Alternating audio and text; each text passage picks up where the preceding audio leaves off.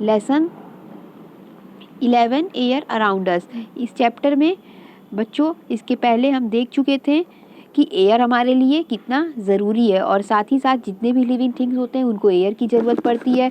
Air के दो features को भी देखे थे कि air fills space and air has weight, यानी एयर जो खाली जगह होती है उसको भर देता है और इसके पास इसका खुद का कुछ ना कुछ वेट ज़रूर होता है।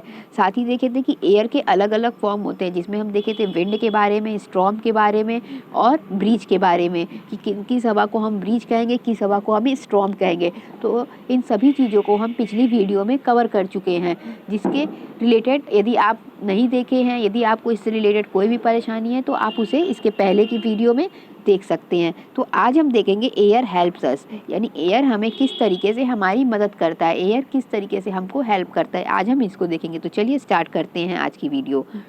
विंड मूव्स अ सेल बोट। विंड क्या करता है, हवा जो होता है वो सेल बोट जो पानी के जहाज होते हैं उनको मूव कराने में, चलाने में मदद करता है। Air makes parachute and kite fly. Air की वजह से पैरासूट और पतंग, जो पैरासूट्स होते हैं, पैरासूट ये है, और पतंग वो आसानी से उड़ पाते हैं।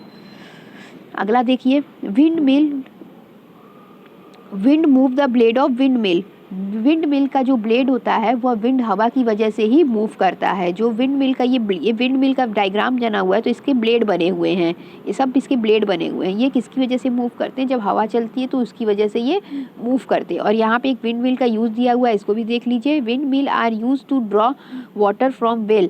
विंड मिल का इस्तेमाल किया जाता है कुएं में से पानी को निकालने के लिए। Cloth dry faster on A windy day. जब हवा चलती है तो जो हमारे कपड़े होते हैं वो भी जल्दी सूख जाते हैं, ये कपड़े सूखने में भी मदद करता है। अगला दिया, air is use to blow instrument like flute, trumpets and mouth organ. Air का इस्तेमाल कुछ इंस्ट्रूमेंट को बजाने के लिए भी किया जाता है, जिसमें हम उसको फूंक मारते हैं तो क्या होता है, उसमें से आवाज़ निकलता है, कुछ म्यूज़िक निकलता है। तो उसमें हम देखेंगे प्रायः बांसुरी में जब हम उसमें फूंक मारते हैं तो उसमें से निकलता है। और एक और इंस्ट्रूमेंट होता है जो आप प्रायः देखे होंगे शादियों में, बाजा जैसा होता है, ऐसे होता है, और आगे से उसमें इस तरीके से स्पीकर टाइप का लगा हुआ रहता है। जब इसमें फूंक मारते हैं तो इसमें से आवाज़ निकलती है। इसके साथ साथ ये माउथ ऑर्गन है, ये ऐसे रेक्टेंगल जैसा बना हुआ है, जब हम इसको मुंह पे पास ले जाके इस पर भी फूंक मारते हैं तो इसमें से भी आवाज़ निकलती है।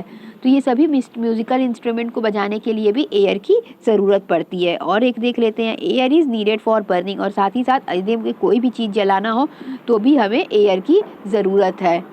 तो इस तरीके से हम देखें कि एयर हमें किस किस चीज़ों में हेल्प करता है। यहाँ पे एक डेबीज टाइम दिया है, मीन्स यहाँ पे एक छोटी सी एक्टिविटी दी हुई है, जिससे ये पता चलेगा कि एयर की ज़रूरत होती है जलने में, यानी कोई भी चीज़ को यदि हम जलाना चाहते हैं तो उसके लिए एयर का होना बहुत ज़रूरी है। तो चलिए इसको देख लेते हैं और इसको समझिएगा।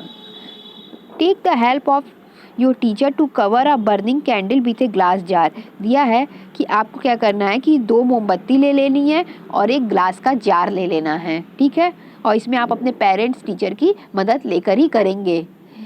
इस एक्टिविटी को आप अपने से ट्राई नहीं करेंगे, इसमें किसी एल्डर की मदद लेकर ही करेंगे आप।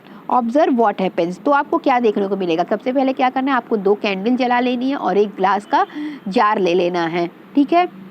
The candle stops burning as there is no air inside the jar. और क्या करना है कि 2 कैंडल लेनी है और उसमें से एक कैंडल के ऊपर उस जार को रख देना है। तो जैसे ही हम उसको उस पर रखेंगे वो क्या होगा, तुरंत वो मोमबत्ती बुझ जाएगी। उससे ये पता चलेगा कि मोमबत्ती बुझ जाने से क्या होगा, उसके अंदर कोई एयर नहीं रहेगा, इससे मोमबत्ती बुझ जाएगी। तो इससे ये साबित होगा कि एयर को जो होता है जलने, जब जो भी चीज़ हम जलाते हैं, मोमबत्ती जला रहे हैं, उसके लिए एयर का होना ज़रूरी था। तो इससे हमें ये पता चला कि अगर एयर नहीं था तो मोमबत्ती बुझ गई, यानी जलाने के लिए किसी भी चीज़ को एयर का होना ज़रूरी है। तो इस तरीके से ये लेसन आपका ख़त्म हो गया।